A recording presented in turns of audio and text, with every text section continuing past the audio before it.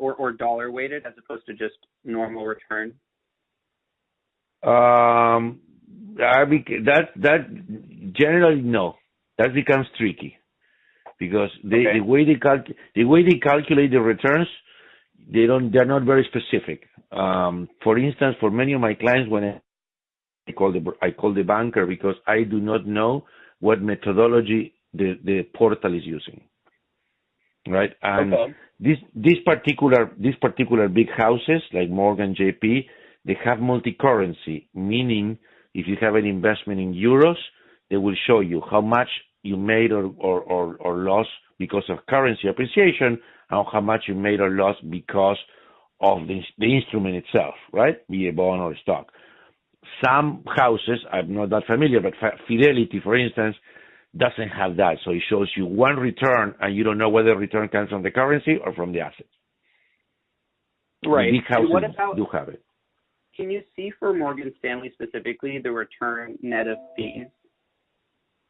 You see the return net of fees. Exactly. So not gross of fees? You cannot see gross of fees. Exactly. Okay.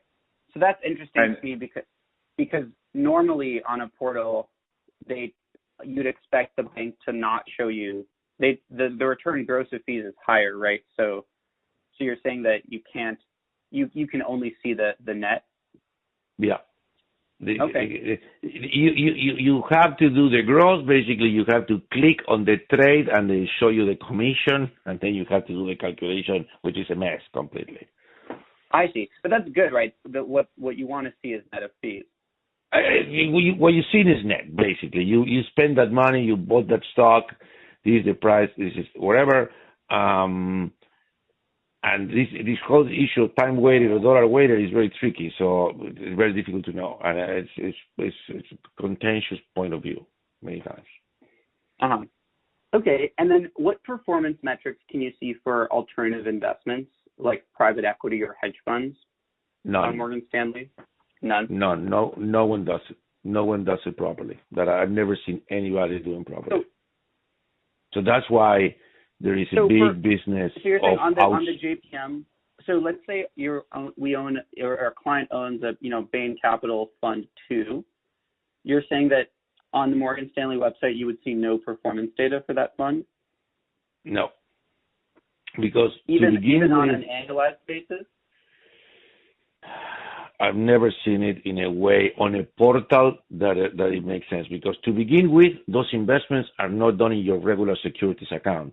A private equity investment is not a security, so that investment is not there. It's in a sub account, right? So to begin with, you have to do a consolidation of your regular securities account with this special purpose account, right? And the special purpose account will only have the distributions. We'll say, listen, you give me $1 million, which is, let's say, it's a dry closing. So you committed $1 million, but then you invested $200,000 today, a quarter from now, another 200, and at the end of the year, 200,000. So maybe by year end, you have only invested $700,000 of the committed $1 million, right? So from the get-go, you have a problem.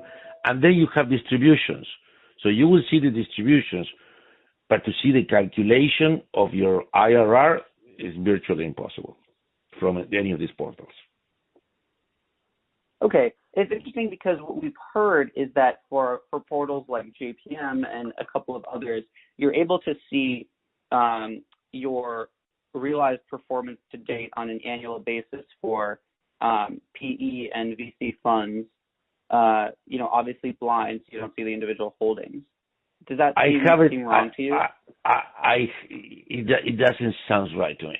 I mean, my clients do have some private equity, but I've never seen that capability. Actually, the question that I have is the opposite. Can we get a software like these guys in Adepar and other big firms outside, in which we can consolidate and aggregate our returns? Because what we have from the likes of Morgan Stanley, JP Morgan, is impossible to understand. Got it. So what you're saying is, so at the top account level, you're saying you can't see a complete picture of your holdings within Morgan Stanley, so you won't see your hedge fund holdings, or you would? You will see